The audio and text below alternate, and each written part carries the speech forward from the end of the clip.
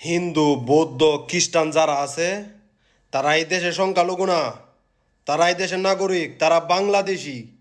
পুরা ভিডিওটা দেখেন।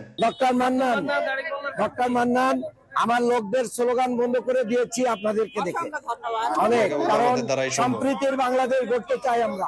এই সম্প্রীতি আমাদের জামাতের কাছ থেকে আপনারা শিখতে পারেন সম্প্রীতি না থাকলে হবে না। কিভাবে মানুষদেরকে সম্মান দিতে হয়, কিভাবে অন্য ধর্মের সম্মান করতে হয়। কাজেই আশা করি শিক্ষার আলো এবং ধর্মকে সুন্দর করে উপস্থাপন করা, কেউ যেন অপব্যবহার না করে, সন্ত্রাস করতে দিতে চায় না।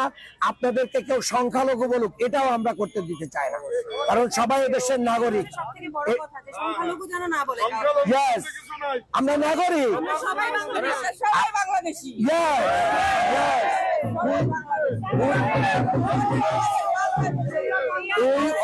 বাংলাদেশি।